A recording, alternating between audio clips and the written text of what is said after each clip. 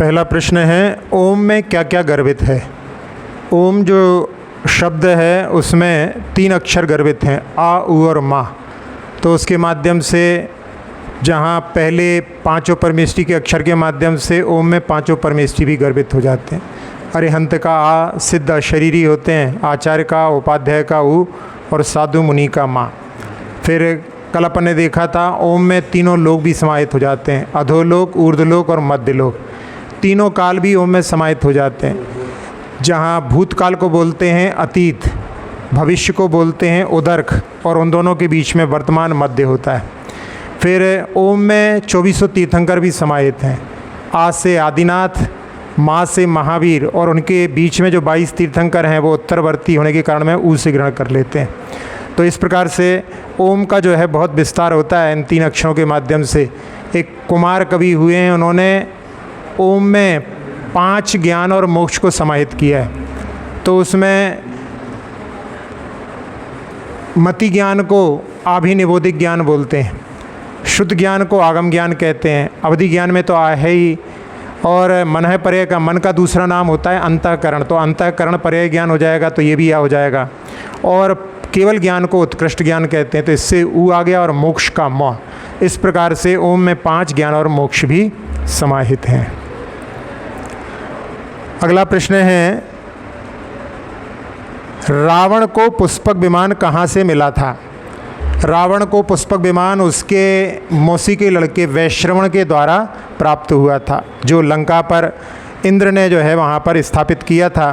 तो उसको जो है हरा करके रावण ने उस पुष्पक विमान को प्राप्त किया था। अगला प्रश्न है, आदिनाथ भगवान के प्रचलित नाम कौन कौन से हैं? आदिनाथ भगवान को बहुत सारे नामों से जाना जाता है, जहाँ ऋषभदेव, वृषभदेव, आदिनाथ भी बोलते हैं, पुरुदेव भी उनका एक नाम चलता है, और साथ में नाभि से नाभे भी बनता है। तो इस प्रकार से जो है उनको प्रजापति आदि बहुत सारे नामों से, आदि ब्रह्मा के नाम से भी जाना जाता है। अगला प्रश्न है, आदिनाथ भगवान ने तीर्थंकर प्रकृति का बंध कब किया था? आदिनाथ भगवान ने तीर्थंकर प्रकृति का बंध जब वो चक्रवर्ती की पर्याय में थे, उन्होंने चक्रवर्ती पद को छोड़ करके दीक्षा धारण की, और उनके पिता तीर्थंकर थे, तो उनके समूह शरण में उन्होंने तीर्थंकर प्रकृति का बंध किया था। अगला प्रश्न है, सबसे ज़्यादा शिष्य मंडली कौन से तीर्थंकर की रही? तो सबसे ज़्यादा शिष्य मंडली जो है पद्मप्रभ भगवान की, उनके 3,30,000 शिष्य मंडली थी। अगला प्रश्न है, तीर्थंकर प्रकृति का बंध कहाँ कर सकते हैं? तीर्थंकर प्रकृति का बंध केवली और शुद्ध केवली के पाद मूल में होता है। तो जहाँ सबके कल्याण की भावना, विश्व कल्याण की भावना के माध्यम से तीर्थंकर प्रकृति का बंध होता है। जहाँ तीर्थंकर प्रकृति वाले नरक जा सकते हैं, स्वर्ग से और मनुष्य, इस प्रकार से 3 है। त्रिंश जो आयु के धारी हैं या त्रिंश आयु जिसने बांध ली है वो जो है तीर्थंकर, बल्कि मनुष्य आयु भी बांध लेते हैं तो भी जो है तीर्थंकर प्रकृति का बंध नहीं होता। अगला प्रश्न है, तीर्थंकर 24 ही क्यों होते हैं? ज्योतिषाचार्यों का ऐसा मत है कि पूरे कल्प काल में ऐसे 24 नक्षत्र होते हैं जिनमें उनका जन्म होता है, इसलिए 24 ही तीर्थंकर होते हैं। वैसे देखा जाए तो 24 का जो अंक है बहुत सारे धर्मों में, जहाँ हिंदुओं के भी अवतार के रूप में वहाँ पर 24 माने गए हैं, बौद्धों में भी वहाँ पर उनके 24 जो हैं अवतार माने हैं, और ईसाइयों में भी 24 पुरखे स्वीकार किए गए हैं। अगला प्रश्न है, समूह शरण में 12 सभाओं का क्रम का कोई कारण है क्या? वैसे समूह शरण में 12 सभाओं के क्रम का कोई कारण नहीं है, लेकिन शुरुआत के 1-2 में देख सकते हैं। जैसे पहला जो है कोठा होता है वो गणधर स्वामी का होता है, फिर दूसरा कोठा होता है जहाँ कल्पवासिनी देवियों का, और तीसरे कोठे में आरिकाएँ होती हैं। तो यहाँ पर थोड़ा सा विचार कि जिसमें कल्पवासिनी देवियों में सची भी है, जो आरिकाओं से भी पहले मुक्ति को प्राप्त कर लेती, क्योंकि अभी आरिकाएँ तपस्या करके स्वर्ग जाएंगी, स्वर्ग से आने के बाद में फिर वो मुक्ति को प्राप्त करेंगी, और शची जो है वहाँ से स्वर्ग से च्युत होकर के मनुष्य बन करके पहले मुक्ति को प्राप्त कर लेगी। लेकिन बाकी सब में जो है यदि अपन लगाने बैठेंगे तो पहले त्रियंच हैं, त्रियंच के बाद में इस तरफ से जो है मनुष्य हैं, तो उसमें जो है क्रम सही समीचीन रूप से नहीं बन सकता। अगला प्रश्न है, समो शरण में क्या मात्र संगी जीव ही जाते हैं? समो शरण में संगी जीव ही जाते हैं, लेकिन साथ साथ में एक जलचर जीव जो हैं मछली आदि नहीं जा पाते, क्योंकि मछलियों के जाने का रास्ता समो शरण में नहीं होता। अगला प्रश्न है, हमारे मित्र शत्रु कौन है? अच्छे कार्यों में लगा हुआ अपना मन अपना मित्र होता है और खोटे कार्यों में लगा हुआ अपना मन ही शत्रु होता है। जहाँ रत्नगण श्रावकाचार्य में समंतभद्र स्वामी ने पाप मरातिर धर्मो, इस प्रकार से वहाँ पर पाप जीव का शत्रु है और जो धर्म है वो जीव का मित्र है। अगला प्रश्न है, पारसनाथ भगवान के पूर्व भवों के बारे में बतलाइए। पारसनाथ भगवान के 10 भवों का वर्णन पार्श्व पुराण में, उत्तर पुराण में आता है, जहाँ पर उनकी शुरुआत जहाँ हुई वहाँ पर वो मरुभूति से बतलाते हैं। तो मरुभूति जिन्होंने अपने भाई कमट के ऊपर विश्वास करके उनके पास गए और उनके द्वारा शिला के द्वारा मरण को प्राप्त हुए, तो फिर वहाँ से वो मर करके वज्रघोष हाथी की पर्याय को त्रियंच अवस्था में प्राप्त हुए। फिर उसके बाद में वहाँ पर उन्होंने अणुव्रतों को धारण किया, तो वहाँ से सहस्रार स्वर्ग में जा कर के उत्पन्न हुए और वहाँ से जब च्युत हुए तो अग्निवेग नाम के विद्याधर बने। फिर उन्होंने उस अवस्था में भी वहाँ पर कमट के जो जीव के द्वारा उपसर्ग हुआ अजगर के द्वारा, तो फिर वो जा कर के अच्युत में उत्पन्न हुए। फिर वहाँ से च्युत होने के बाद में वज्रनाभि चक्रवर्ती, जहाँ आदिनाथ भगवान का भी जीव वज्रनाभि के नाम से जो चक्रवर्ती बने थे, तो यहाँ पार्श्वनाथ भगवान का भी है। फिर उस भव में भील के द्वारा जो है मरण को प्राप्त हुए, तो फिर वहाँ पर जा कर के मध्यम ग्रीवेक में उत्पन्न हुए। फिर वहाँ से आने के बाद में अयोध्या में आनंद नाम के राजा बने और उस समय में जो कमट का जीव था उसने सिंह बन करके उनके ऊपर आक्रमण किया, तीर्थंकर प्रकृति का बंद कर लिया था। फिर वो जा करके आनत स्वर्ग में प्राणत नाम के विमान में उत्पन्न हुए। तो कहीं कहीं पर जो है प्राणत स्वर्ग विहाय ऐसा भी वर्णन आता है, लेकिन यहाँ पर जो है उनके प्राणत जो है विमान का नाम था और आनत स्वर्ग था, ऐसा वर्णन भी, ऐसा मत भी मिलता है। तो इस प्रकार से कुल 5 बार जो है कमट के जीव ने उनके ऊपर उपसर्ग किया और उनको प्राणों से विहीन किया। अगला प्रश्न है, भगवान महावीर का शासन काल कितने वर्ष का है? भगवान महावीर को जब केवल ज्ञान हुआ उसके बाद में 21,000 वर्ष, और जहाँ पर उनके लिए 42 वर्ष की उनकी आयु थी, तो 21,000 वर्ष प्लस 42, तो इतना जो है उनका शासन काल माना जाता है। अगला प्रश्न है, आचार्य शांति सागर जी महाराज ने कितने उपवास किए? उन्होंने अपने जीवन में 9,938 उपवास किए और उसमें भी सबसे बड़ी विशेषता ये है कि उनका 35 वर्ष का संयम का काल था और उसमें 9,938 दिनों में वहाँ पर 27 वर्ष निकल जाते हैं, तो उसमें 27 वर्ष कुछ माह निकल जाते हैं। इस प्रकार से हर 4 दिन में उनका एक आहार हुआ, ऐसा जो है एवरेज निकलता है।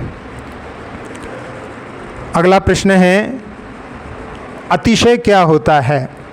जहाँ कोई विशेष कार्य घटित होता है वो अतिशय के रूप में कहलाता है। जैसे देखा जाए तो कई जो है जिनालय अतिशय वाले होते हैं, वहाँ पर कई घटनाएं इस प्रकार की घट जाती हैं। क्षेत्रों पर भी कई होते हैं, जिसमें एक दिल्ली के एक अरुण जैन जो 78 से बैसाखी पर चलते थे, और जब वो 94 में मुक्तागिर गए तो वहाँ पर उनके लिए पर्वत पर चढ़ने के लिए वहाँ पर उनको बैसाखी की आवश्यकता नहीं पड़ी।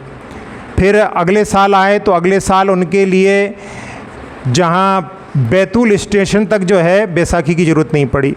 फिर उन्होंने भगवान से प्रार्थना की कि भगवान यदि हमारी बैसाखी छूट जाए तो हम फिर हर वर्ष आपके दर्शन करने आएंगे, और उनकी भक्ति से और उस क्षेत्र का प्रभाव की उनकी जो है बैसाखी हमेशा के लिए छूट गई। वो हर साल वहाँ पर आते हैं और उसमें वहाँ जहाँ पर वो जो बहुत सारे लोग जो गरीब लोग हैं उनके लिए बहुत सारी सामग्री आदि भी लेकर के आते हैं। अगला प्रश्न है, जैन धर्म की कौन सी मौलिक जो गुणों के माध्यम से, विशेषताओं के माध्यम से जाना जाता है? जैन धर्म की बहुत सारी मौलिक विशेषताएं हैं। पहला है कि ये संसार किसी के द्वारा बनाया हुआ नहीं है, जहाँ अन्य मत में माना जाता है कि ये संसार को बनाने वाले भी कोई हैं, चलाने वाले भी कोई हैं, नष्ट करने वाले भी कोई हैं। लेकिन जैन दर्शन कहता है कि ये संसार शाश्वत है। इसलिए क्योंकि साइंस के हिसाब से भी देखा जाए तो साइंस भी कहता है कि you can not create substance although you can change from one form to another.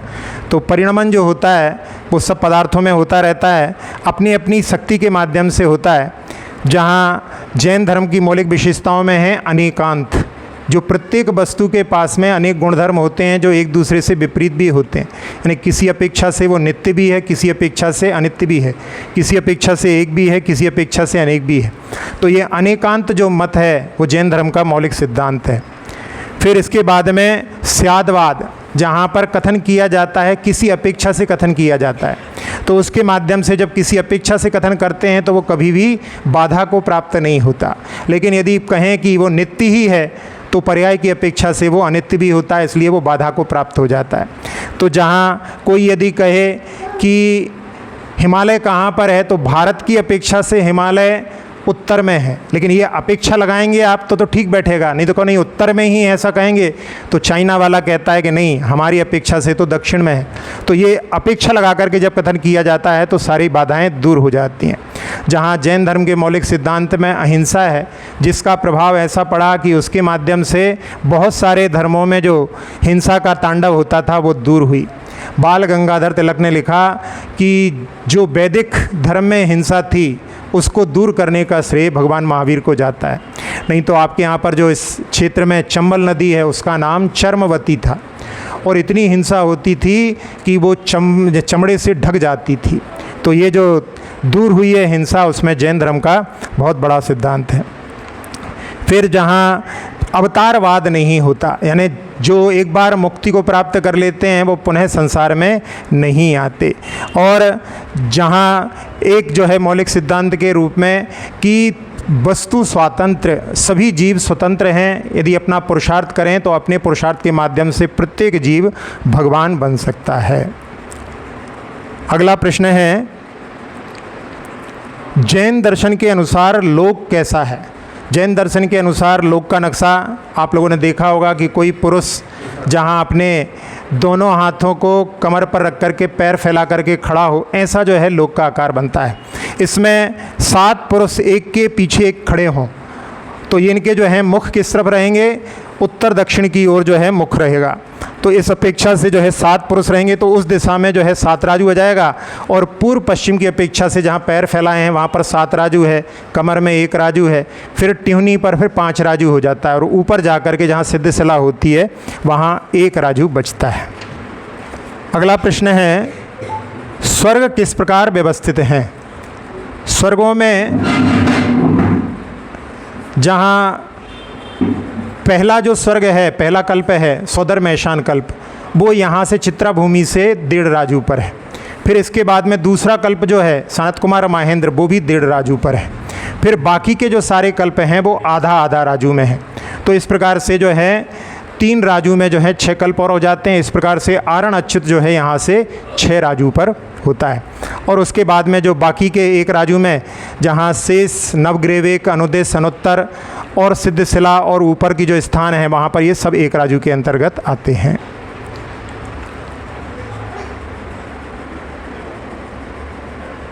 अगला प्रश्न है, असिया उषा पढ़ने पर क्या महामंत्र के बराबर लाभ प्राप्त कर सकते हैं? असिया उषा जो मंत्र है वो णमोकार मंत्र में एक एक परमेष्ठी के आगे आगे के शब्दों को लेकर के बनाया हुआ है, तो उसमें दोनों बराबर कैसे हो सकते हैं? जहाँ ज्ञानार्णव में आचार्य शुभचंद्राचार्य महाराज ने बतलाया है, वहाँ पर नमोकार मंत्र की एक माला का यानी 108 बार यदि अच्छी तरह से जाप किया जाए तो 1 उपवास का फल बताया है।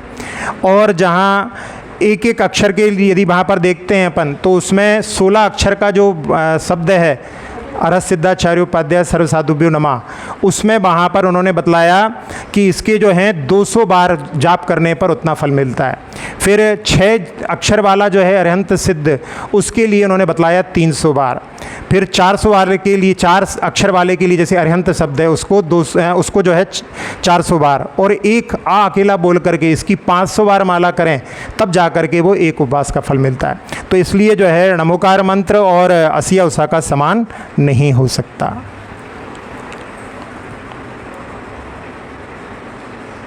अगला प्रश्न है, देव भी मनुष्य के चरण छूते हैं। देव भी जो है मनुष्य के चरण छूते हैं, तो देव भी यानी जहाँ मनुष्यों के लिए उनके पास में संयम प्राप्त करने की सामर्थ्य है, इसलिए कहा जाता है, 6 डाला में भी पढ़ते हैं अपन, चरित मोह बस लेस न संयम पे सुरनाथ जजे हैं। तो वहाँ पर जो है तीर्थंकर की अपेक्षा से लिखा है कि तीर्थंकर जो होते हैं घर में रहने पर भी जो है देव उनके चरणों को नमन करते हैं। जहाँ कथानक के रूप में बरांग चरित में आता है कि जब बरांग स्वामी जहाँ उनके लिए जब झील में वो स्नान करने के लिए जाते हैं, तो वहाँ पर एक घड़ियाल उनको पकड़ लेता है और उस समय में वो प्रयास करते हैं निकलने का, लेकिन उनका जो है वहाँ पर प्रयास सफल नहीं होता। तो उस समय में वो सोचते हैं कि इस समय में भगवान की भक्ति ही जो है हमें इस संकट से दूर कर सकती है। तो वहाँ पर भगवान का स्मरण करते हैं और उसी समय में एक यक्षी वहाँ से निकलती रहती है। तो वो जो है अपने रूप को प्रकट ना करते हुए उनको गुप्त रूप से वहाँ पर उनको मुक्त कर देती है। तो जब वो मुक्त हो जाते हैं, बाहर निकल के देखते हैं, उनको कोई दिखाई नहीं देता, तो वो सोचते हैं भगवान की भक्ति से ही ये संकट टला है। तो भगवान के वो जयकारा लगाते हैं। फिर वो जो है देवी वहाँ पर सुंदर जो है स्त्री का रूप बना करके सामने आ जाती है और वो कहती है कि मुझे स्वीकार कर लो। तो उस समय में वो कहते हैं कि मैंने अणुव्रत लिया है, स्वधार संतोष व्रत लिया है, मैं आपको स्वीकार नहीं कर सकता। तो उस समय में फिर वो वहाँ पर जो है देवी जो यक्षी थी वो बतलाती है कि मैं भी जो है जिनके आप शिष्य हैं मैं भी उनकी शिष्या हूँ। इस प्रकार से आप जो हैं, वैसे हम लोगों की जो पर्याय होती है उसमें केवल हम सम्यक दर्शन तक ही जा सकते हैं, आपकी जो पर्याय है उसमें आप संयम को भी धारण कर सकते हैं, इसलिए आप हमसे ऊंचे हैं। अगला प्रश्न है, भक्तामर के 48 काव्य की जगह कहीं पर 44 काव्य भी प्रयोग करते हैं। हाँ, श्वेतांबरों में 44 काव्य भी माने जाते हैं, जहाँ पर वैसे देखा जाए तो कल्याण मंदिर स्तोत्र में 44 काव्य हैं। तो इसलिए ये भी हो सकता है कि इसमें भी 44 काव्य स्वीकार किए हों, लेकिन उनके यहाँ पर भी सारे जो हैं मतों में 44 काव्य नहीं, कहीं कहीं पर उनके यहाँ भी 48 माने जाते हैं। और उसमें क्या रहेगा, 44 काव्य जहाँ पर स्वीकार किए हैं वहाँ पर 4 प्रातिहार कम हो जाते हैं। तो भगवान के प्रातिहार तो 8 उनके यहाँ भी माने गए हैं, कल्याण मंदिर में भी 8 प्रातिहार हैं, इसलिए जो 44 का जो वहाँ पर करते हैं उसमें कमी जो है महसूस होती है। वैसे एक जो है अंक ज्योतिष की अपेक्षा से देखा जाए तो जहाँ भक्तामर में जब 8 प्रातिहारों का वर्णन प्रारंभ होता है तो वो वहाँ पर 28वें काव्य से प्रारंभ होता है। तो 28 में 8 और 2 10 यानी पहला जो है प्रातिहार आता है। और जहाँ कल्याण मंदिर में देखते हैं अपन तो वहाँ पर 12 और 6 18 19 नंबर का, तो 9 और 1 10 वहाँ पर भी जो है दोनों के लिए मैंने पहला प्रातिहार जो है वहाँ पर संख्या की अपेक्षा से एक सी जगह शुरुआत होता है। अगला प्रश्न है, क्या कोई शुद्ध परमाणु भी है जिसका आज तक बंध ना हुआ हो? इसके बारे में 2 मत मिलते हैं। आचार्य वीरसेन स्वामी ऐसा स्वीकार करते हैं कि ऐसा कोई भी परमाणु नहीं है जिसका आज तक बंध नहीं हुआ हो, क्योंकि परमाणु के पास में स्निग्ध रूक्षत्वाद बंध होता है, उसमें जो स्निग्ध रूक्ष गुण होते हैं उसके कारण में बंधन को प्राप्त होता है। लेकिन आचार्य अकलंग देव का ऐसा मत है कि उसमें कोई ऐसे परमाणु भी हो सकते हैं जिनका आज तक किसी से बंध नहीं हुआ हो। अब यहाँ पर भी 2 मत प्राप्त होते हैं, तो अपन इसमें निर्णय नहीं कर सकते कि इसमें कौन सा मत सही है। इसमें जो है आगम में वर्णन आता है कि जहाँ 2 मत मिलते हैं वहाँ पर अपने लिए इन दोनों को स्वीकार करके चलना चाहिए और मन में ये भाव रखना चाहिए कि अपने लिए कोई दिव्य ज्ञानी मिले तो अपन उनसे प्रश्न पूछ करके इसका समाधान कर सकें। जहाँ नेमिनाथ भगवान के जन्म के बारे में आता है उसमें भी 2 मत मिलते हैं। एक मत के अनुसार उनका जन्म द्वारिका में हुआ और एक में जो है सौरीपुर बटेश्वर में हुआ। अब हुआ तो एक जगह होगा, लेकिन अपने पास में उसका भी निर्णय करने का जो है सामर्थ्य नहीं है, क्योंकि दिव्य ज्ञान नहीं है। तो आचार्य जी कहते थे कि अपने को ऐसे प्रश्न अपने मन में रखना चाहिए, जब कोई ऐसी दिव्य शक्ति मिल जाए जिसके पास में ऐसा ज्ञान हो तो अपन उससे इसका निर्णय करा सकते हैं। अगला प्रश्न है, चौथे काल में बहुत जल्दी वैराग्य हो जाता था, आजकल ऐसा क्यों नहीं होता?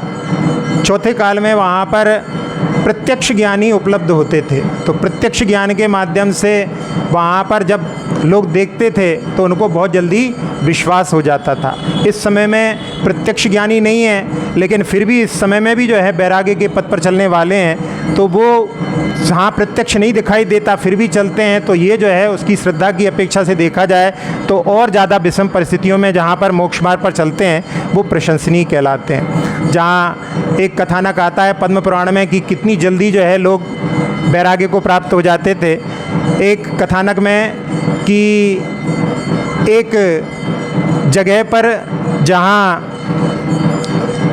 एक चांडाल और एक स्वान की पत्नी जो शुनी होती है उसको देख करके दो जो है भाइयों के मन में ऐसा लगा कि इनको देख करके हमारे अंदर जो है राग का भाव उत्पन्न हो रहा है। तो वो अपने गुरु के पास जाते हैं और गुरु से पूछते हैं। तो गुरु कहते हैं कि ये तुम्हारे दोनों जो हैं पहले माता पिता थे और उस समय में तुमने तो धर्म स्वीकार कर लिया था लेकिन इन्होंने धर्म स्वीकार नहीं किया था। इसके कारण में संसार में भटकते भटकते जो है निंदनीय पर्यायों में भ्रमण करते हुए दुखों को उठा रहे हैं। तो उस समय में पूछते हैं कि हमने कब धर्म स्वीकार किया था।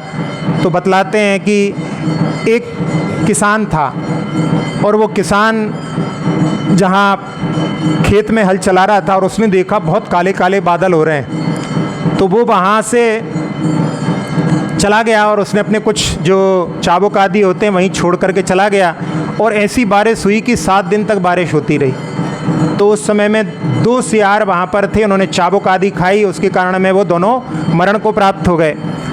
और बाद में जब वो अपने खेत पर आया उनको मरा हुआ देखा तो उसने हमारे औजारों को नष्ट किया है, इसलिए उन दोनों की जो है मशक बनवा करके अपने घर में रख ली।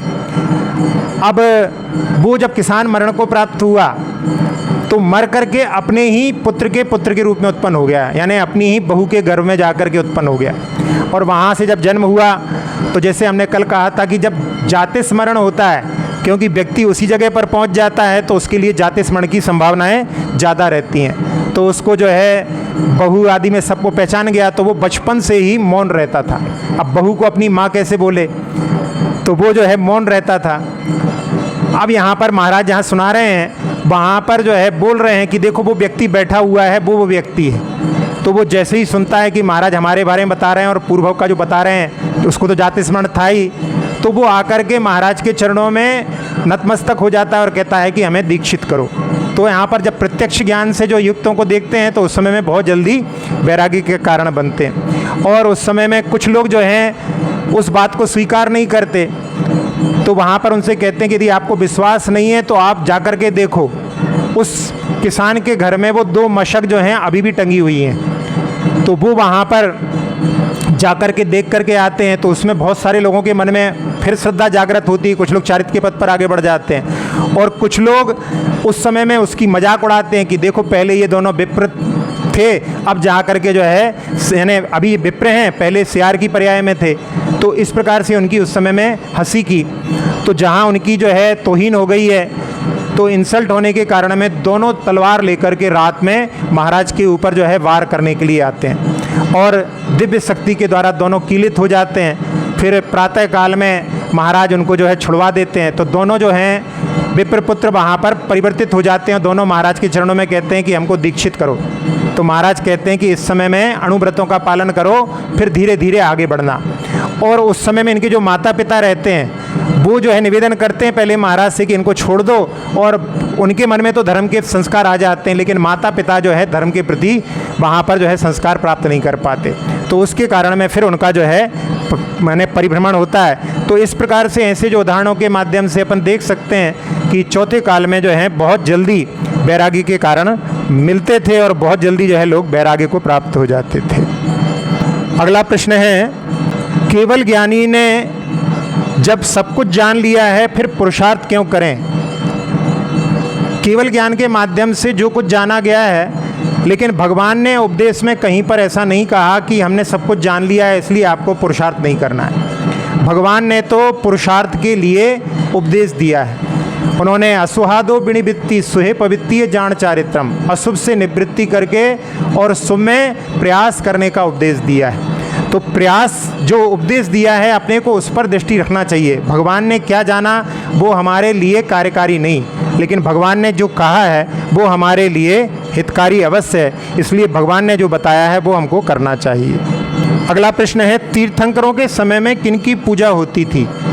जो तीर्थंकर उस समय में जिनका धर्म तीर्थ चलता था उनकी पूजा मुख्यतः से होती थी।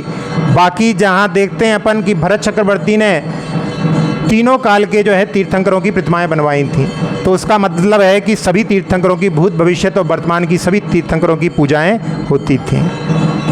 अगला प्रश्न है, क्या मोक्ष तक रात्रि भोजन नहीं करेंगे, ऐसा जो है संकल्प कर सकते हैं?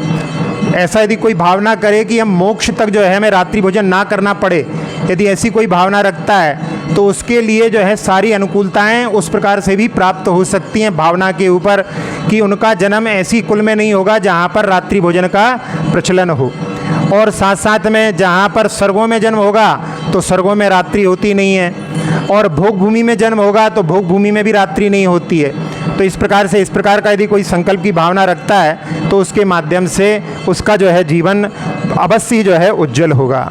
अगला प्रश्न है, समोषण का अतिशय कि वहाँ पर किसी की मृत्यु नहीं होती, ये कैसे घटित होता है? समोषण में जिन जीवों की मृत्यु होने वाली है वो मृत्यु के पहले ही वहाँ से निकल करके आ जाते हैं, या देव लोग भी उनको वहाँ से जो है निकाल सकते हैं जिनकी मृत्यु निकट हो। अगला प्रश्न है, उपवास का ज़्यादा महत्व क्यों है? उपवास जो है प्रथम तप है, और इस तप के माध्यम से व्यक्ति के लिए बहुत सारे पापों से बच जाता है। भोजन के लिए ही बहुत सारे जो है कार्य करना पड़ते हैं, भोजन बनाना है, भोजन करना है तो स्नान भी करना पड़ता है, और उपवास में जो है आप बिना स्नान के भी रह सकते हैं। स्नान के साथ में भी जो है उपवास का पालन किया जा सकता है। तो फिर उपवास के दिन यदि स्नान नहीं करेंगे तो फिर अभिषेक पूजन कैसे करेंगे?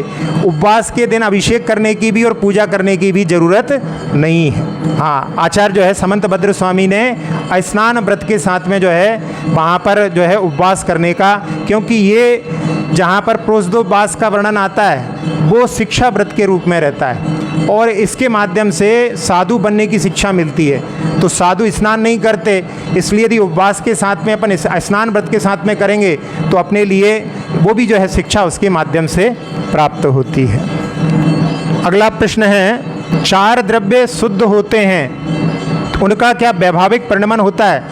वैभाविक परिणमन केवल जीव और पुद्गल में ही होता है, बाकी जो शुद्ध द्रव्य हैं उनका शुद्धि परिणमन होता है, इसलिए वैभाविक परिणमन नहीं होता। अगला प्रश्न है, 12 वर्ष की संलेखना कब धारण करते हैं? 12 वर्ष की संलेखना का वर्णन जहाँ वर्ण आगम में आता है वहाँ पर जिनको दिव्य ज्ञान हो, यानी अवधि ज्ञान मन है पर्याय ज्ञान के धारी होते हैं, वो जो है सटीक निकाल सकते हैं कि अब हमारी आयु कितनी बची है, तो उसके माध्यम से वो 12 वर्ष का संलेखना का कार्य अपने जीवन में अपनाते हैं। और जहाँ दिव्य ज्ञान नहीं होने के कारण में 12 वर्ष की संलेखना ली जाती है, तब उसमें ऐसा होता है कि शरीर हुष्ट-पुष्ट बना रहता है, और 12 वर्ष होने पर एकदम जो है पूरे चारों प्रकार के आहार का त्याग करना पड़ता है, तो उसके माध्यम से फिर जो है संलेखना अच्छी तरह से नहीं हो पाती। इसलिए जब तक दिव्य ज्ञान के जो है यानी निमित्त ज्ञान इस प्रकार का नहीं हो तब तक जो है आचार्य जी जो है इसके लिए समर्थन नहीं देते थे, क्योंकि जो है संलेखना जब मरण निश्चित हो जाता है तभी ग्रहण की जाती है। एक बार ऐसा हुआ कि एक महिला ने जो है संलेखना ली। अब संलेखना लेने के बाद ऐसा हुआ कि जब पथ्य चलने लगे तो उसके माध्यम से उनको जो असाध्य रोग था वो रोग भी ठीक हो गया। अब जब ठीक हो गया तो फिर उनके लिए संलेखना छोड़नी पड़ी। एक और कथानक के रूप में वैसे देखा जाए तो जहाँ पर कि एक व्यक्ति थे जिन्होंने संलेखना धारण की, और संलेखना लेने के बाद ऐसा हुआ कि उनका भी जो है रोग ठीक हो गया, तो उन्होंने भी संलेखना नहीं ली। अब जब उन्होंने देखा कि उनकी पत्नी जो थी वो उनको स्पर्श नहीं करती थी, तो उन्होंने पूछा, तो उन्होंने कहा कि हमने जब आपने संलेखना ले ली थी तब हमने पूर्ण ब्रह्मचर्य व्रत ले लिया था। तो पति ने कहा तो फिर मुझे दीक्षा ले लेनी चाहिए। तो पत्नी ने कहा कि जब संलेखना ले ली थी तो फिर क्या संसार में जाना, आपको दीक्षा ले लेना चाहिए। तो उन्होंने क्षुल्लक दीक्षा ले ली। अब क्षुल्लक दीक्षा लेने के बाद वो भ्रमण करते करते जहाँ पत्नी का जो निवास स्थान था उसके आसपास किसी गांव में आकर के वहाँ पर जब अपनी चर्या करने लगे तो पत्नी ने सुना कि कोई महाराज का संग आया है, चलो दर्शन करके आते हैं। तो सारी महिलाओं के साथ मिलकर के दर्शन करने गईं। अब जब दर्शन करने पहुँचे तो वहाँ पर जो ये तो पहचान नहीं पाई क्षुल्लक जी को, क्योंकि परिवर्तन बहुत हो जाता है दीक्षा के बाद में, और वो तो जो है अपनी पत्नी को पहचानते थे। तो उन्होंने कहा, अरे तू कब आ गई? जब ऐसे शब्दों को बोला तो उन्होंने कहा कि आपका राग अभी तक नहीं गया, दीक्षा भले ले लिया आपने। तो उनको जो है ऐसी जो है वहाँ पर ठेस लगी कि उन्होंने नियम ले लिया कि मैं आजीवन जो है मौन रहूँगा। तो ऐसा जो है संलेखना के प्रसंग में अपन इसको भी ध्यान में रख सकते हैं। अगला प्रश्न है, यहाँ एक तीर्थंकर और विदेह में 20 तीर्थंकर, तो क्या उनका आपस में मिलना होता है? 20 तीर्थंकर जो विद्यमान 20 तीर्थंकर कहे जाते हैं, उनके सबके स्थान अलग अलग होते हैं। एक मेरु के चारों दिशाओं में कम से कम जो है एक एक तीर्थंकर होते हैं, और उसमें भी 8 नगरियाँ हैं। यदि 8 नगरी में यदि 8 तीर्थंकर हों तो भी वो आपस में नहीं मिलते। तो तीर्थंकर का एक तीर्थंकर का दूसरे तीर्थंकर से, एक चक्रवर्ती का दूसरे चक्रवर्ती से, बल्कि चक्रवर्ती के काल में नारायण भी नहीं होते, तो एक नारायण का दूसरे नारायण से भी कभी मिलना नहीं होता। तो इनका जो रहता है सबका, ये अकेले अकेले अपने अपने क्षेत्र में रहते हैं। जहाँ कथानक के रूप में वर्णन आता है कि जब द्रौपदी का अपहरण हुआ था उस समय में श्री कृष्ण वहाँ पर धातकी खंड गए थे, और धातकी खंड से जब लौट रहे थे उस समय में वहाँ के जो नारायण थे वो वहाँ तीर्थंकर के समोशरण में वहाँ पूछते हैं कि क्या कभी मिलन नहीं होता? तो वो कहते हैं हाँ कभी मिलन नहीं होता।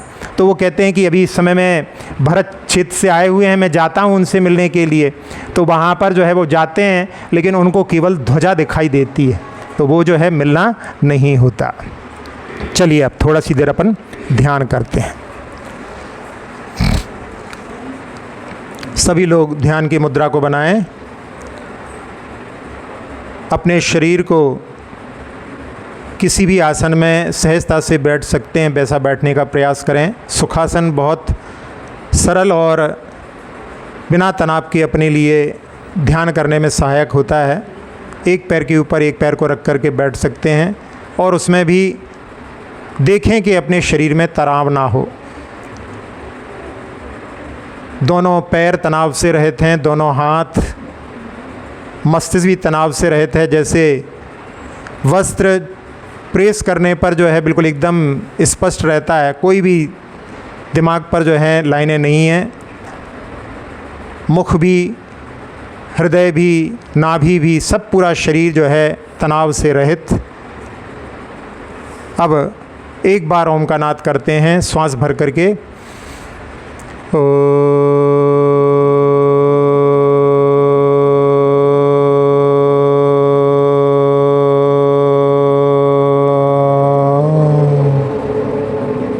प्रणव मंत्र के माध्यम से मन पूरी तरह से शांत हो चुका है।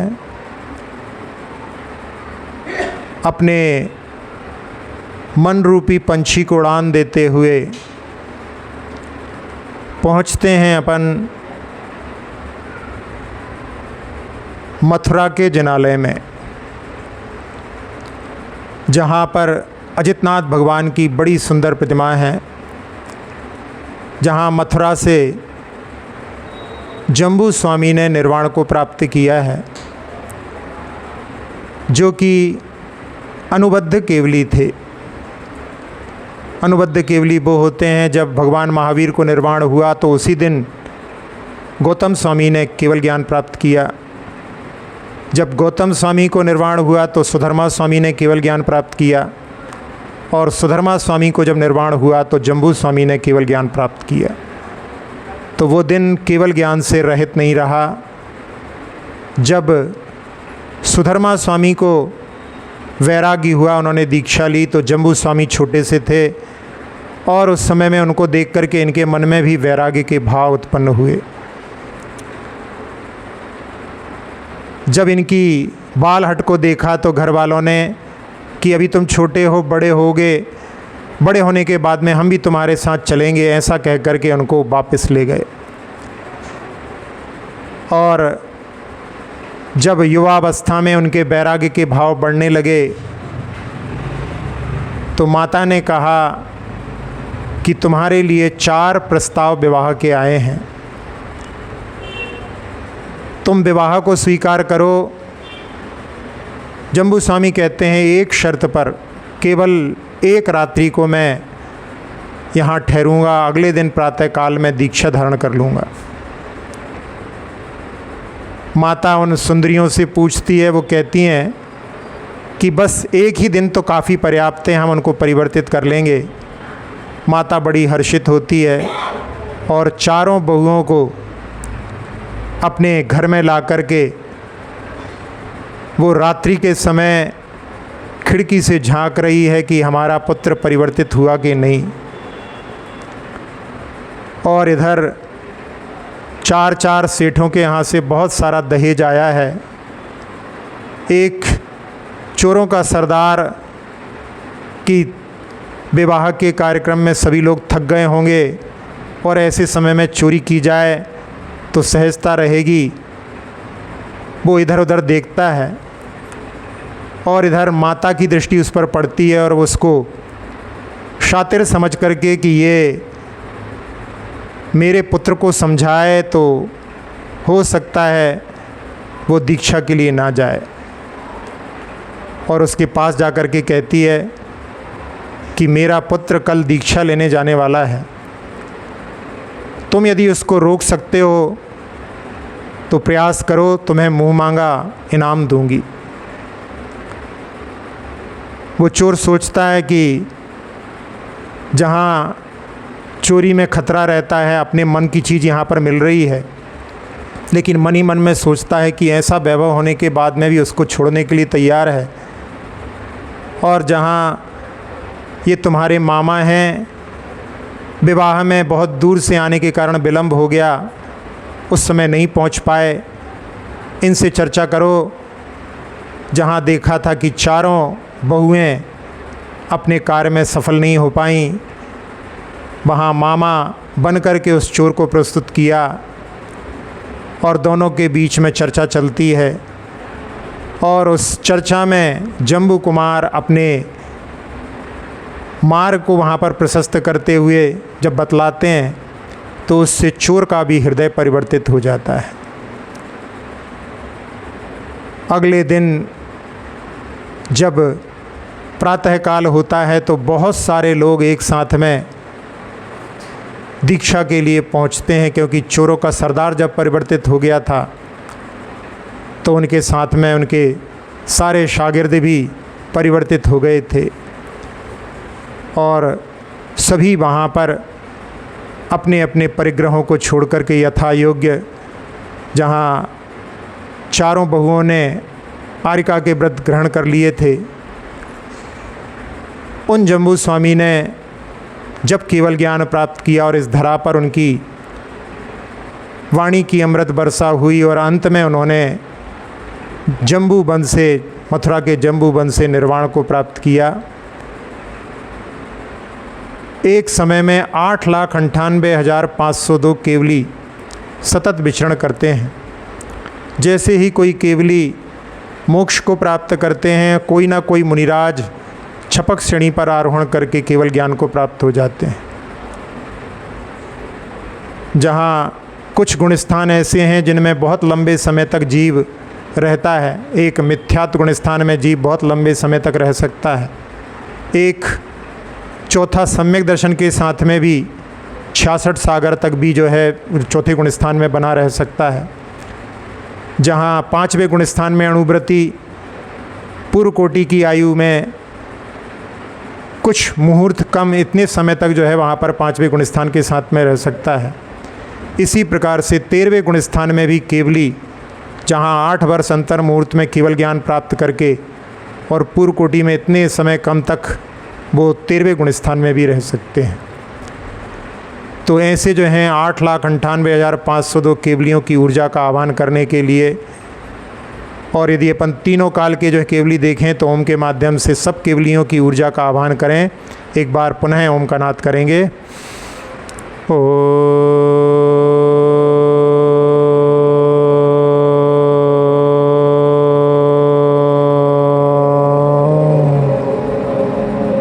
बरस रही है केवलियों की ऊर्जा सिर के सबसे ऊपरी भाग ब्रह्मरंध्र के माध्यम से अपने मस्तिष्क में प्रवेश करके मन के सारे विकार, सारे कषायक भावों को नष्ट कर दिया है, परम शांति से भर दिया है। नेत्र, नासिका, मुख, कर्ण, कंठ, फेफड़े, हृदय, छोटी आंत, बड़ी आंत, किडनी, लीवर आदि सभी अंतरंग अवयव अब रीढ़ की हड्डी के माध्यम से ऊर्जा ऊपर चढ़ रही है।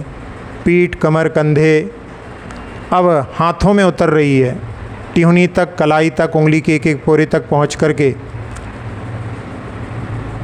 अब जंघाओं में, घुटनों में, पिंडलियों में, टखनों में, एड़ियों में, तलवों में, अंगूठे से सभी उंगलियों में पहुंच करके उसने पूरे शरीर को, पूरे शरीर की त्वचा को, पूरे शरीर के रक्त को निर्विकार, निरामय, निरोगी बना दिया है।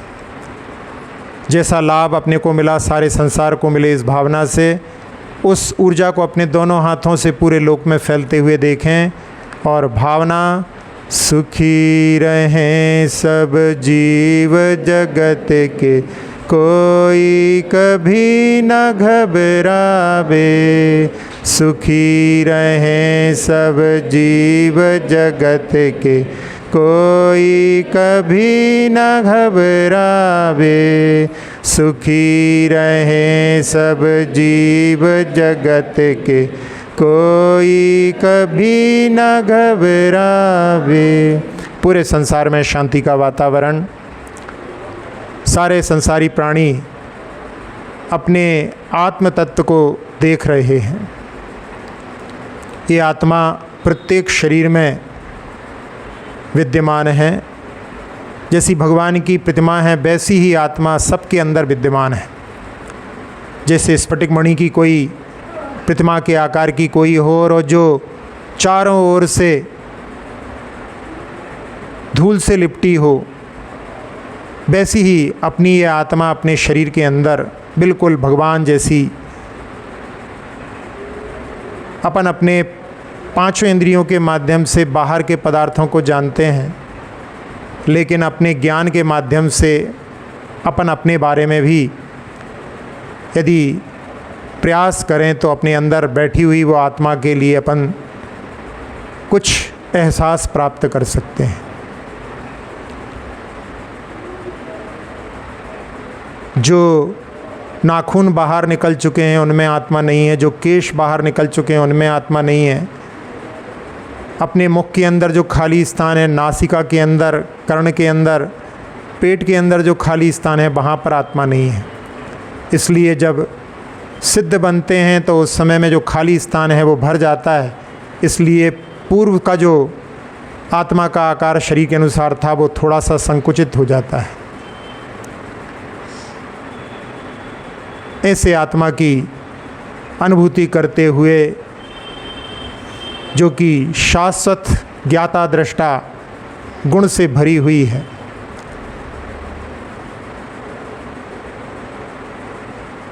जिन्होंने अपने ज्ञाता दृष्टा भाव के माध्यम से अपने ज्ञान और दर्शन को पूर्ण प्रकट कर लिया है, उन केवलियों को नमन करते हुए विराम लेते हैं। अक्षर पद मात्रा से दूषित वचन अगर ममहीन रहे और प्रमाद कषाय के वश में सम्यक अर्थ विलीन किए। जिन वाणी माता मेरी उन सब त्रुटियों को क्षमा करें, दें आशीष शीघ्र हम सबको केवल लब्धि रमा मिले। प्राप्त हमें हो बोधि समाधि परिणामों की शुद्धि हो, निज आत्म उपलब्ध हमें हो शाश्वत सुख की सिद्धि हो। चिंतित वस्तु दात्री माता चिंतामणि उपमा भाति, करूं वंदना पूर्ण विनय से चरण रखूं मैं ये पाती। कर जिन वाणी स्तुति तन की ममता टारी, बार महामंत्र का जाप अब सभी जपें नव बार। आती जाती श्वासोच्छ्वास में जपने का प्रयास करें।